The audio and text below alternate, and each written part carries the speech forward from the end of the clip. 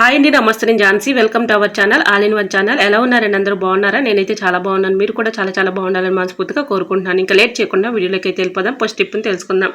Mixie జార్లు clean చేస్తూ ఉంటాం కదండి. మిక్సీ జార్లు అయితే క్లీన్ చేస్తూ ఉంటాం, కానీ దానిపైన ఉన్నటువంటి మూతలు అలానే డస్ట్ ఉండిపోతూ ఉంటాయి కదండి. ఇలా వాచర్ల దగ్గర మనకి తెలియని డస్ట్ చాలానే ఉంటూ ఉంటుందండి.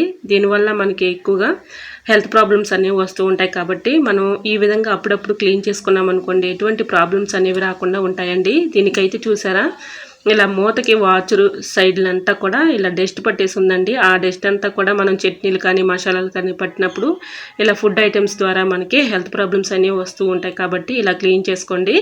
ఇలా మూతకైతే చూసారా, మనకు తెలియని డస్ట్ చాలా ఉంటుందండి. ఈ గ్యాప్లో చాలా అయితే డస్ట్ ఇలా ఇరుక్కుపోతూ ఉంటుంది.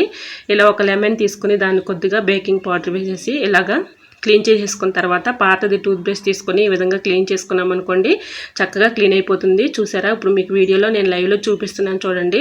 ఇలా చక్కగా క్లీన్ అయిపోతుందండి. మనకి తెలియని క్రిములు కానీ బ్యాక్టీరియా కానీ ఇలా ఫామ్ అవుతూ ఉంటుందండి. అటువంటి డస్ట్ కానీ క్రిములు కానీ బ్యాక్టీరియా కూడా అంతా కూడా తొలగిపోతాయండి.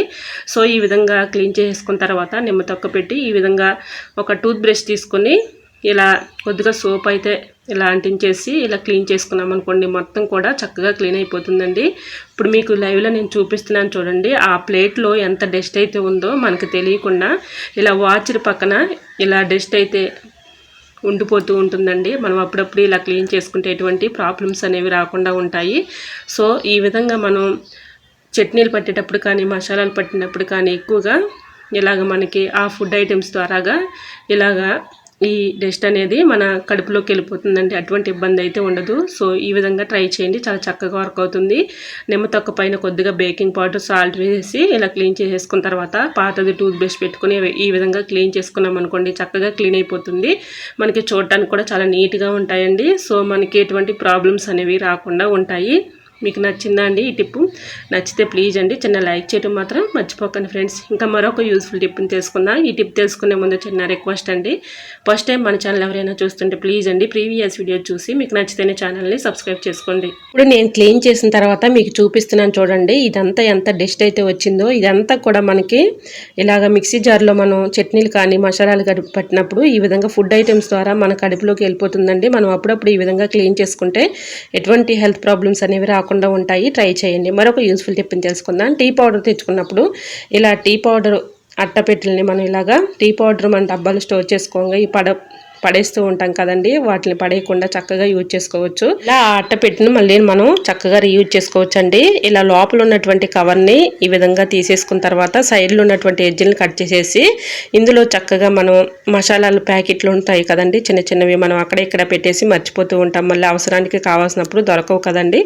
అలా లేకుండా ఉండాలి అంటే ఈ చిన్న టిప్ని ట్రై చేయండి. ఇలా అట్టపెట్టెలో చక్కగా ఈ విధంగా మసాలాల పౌడర్లు కానీ ఇలాంటివి పెట్టేసుకొని ఫ్రిడ్జ్లో స్టోర్ చేసుకున్నాం అనుకోండి, మనకు కావాల్సిన చక్కగా యూజ్ అవుతాయి. కాబట్టి ఇలాగా మనం టీ పౌడర్ అట్టపెట్టెల్ని పడేయకుండా ఈ విధంగా యూజ్ చేసుకోవచ్చు. సో మరి మీకు ఈ టిప్స్ నచ్చాయండి? నచ్చితే ప్లీజ్ అండి చూస్తూ ఉండగానే చిన్న లైక్ చేయడం మాత్రం మర్చిపోకండి ఫ్రెండ్స్. మీరు ఇచ్చే చిన్న లైక్ నాకు సపోర్టింగ్గా ఉంటుంది, మరికొంతమందికి రీచ్ అవుతుంది. కాబట్టి ప్లీజ్ అండి చూస్తూ ఉండగానే చిన్న లైక్ చేయండి ఫ్రెండ్స్. ఇంకా మరొక యూస్ఫుల్ టిప్ని తెలుసుకుందాం. మనం మార్కెట్ నుంచి సొరకాయలు తెచ్చుకున్నప్పుడు సొరకాయని మనం వెంటనే కట్ చేసేసి క్యారీ బ్యాగ్స్లో పెట్టేసి మనం ఎక్కువగా ఫ్రిడ్జ్లో పెడుతూ ఉంటాము. ఫ్రిడ్జ్లో పెట్టుకోవటం వల్ల ఇలా క్యారీ బ్యాగ్స్లో ఇలా మనకి వాటర్ బబుల్స్ ఏర్పడి తేమ తగిలి సొరకాయ కూడా పాడైపోతూ ఉంటుంది. లోపల బిడ్స్ పారిపోయినట్లుగా అసలు బాగోదండి. ఈ విధంగా చక్కగా ఇలా సొరకాయకి ఆయిల్ అప్లై చేసేసి కర్రీస్లో యూజ్ చేసుకునే ఆయిల్ ఉంటుంది కదండి, ఆయిల్ అప్లై చేసి చక్కగా ఫ్రిడ్జ్లో స్టోర్ చేసుకుంటే ఎక్కువ రోజు స్టోర్ ఉంటుందండి. సో యూజ్ అవుతుంది అనుకుంటే తప్పకుండా ట్రై చేయండి. మరొక యూస్ఫుల్ టిప్ని తెలుసుకుందాం. టీ స్టైనర్ మనం ఎంత క్లీన్ చేసినా కూడా దానిపైన ఉన్నటువంటి డస్ట్ అనేది పోదు కదండి. ఈ విధంగా క్లీన్ చేసుకోండి, చక్కగా పోతుంది. ఇలా టీ స్టైనర్ తీసుకుని స్టవ్ ఆన్ చేసుకుని స్టవ్ మంట పైన ఈ విధంగా హీట్ చేసుకున్నాం అనుకోండి, చక్కగా మనకి టీ స్టైనర్ అయితే ఈ చుట్టూరు ఉన్నటువంటి పెచ్చులు కట్టినటువంటి పెచ్చులంతా కూడా చక్కగా వచ్చేస్తాయి. తర్వాత ఈ విధంగా క్లీన్ చేసుకుంటే చక్కగా క్లీన్ అయిపోతుంది. సో ఒకసారి మీరు కూడా ట్రై చేసి చూడండి, చాలా చక్కగా వర్క్ అవుతుంది. ఈ టిప్స్ మీకు ఎలా అనిపించాయో తప్పకుండా కమెంట్ సెక్షన్లో కమెంట్ చేసి మీకే టిప్స్ కావాలనేది కూడా కమెంట్ చేయండి.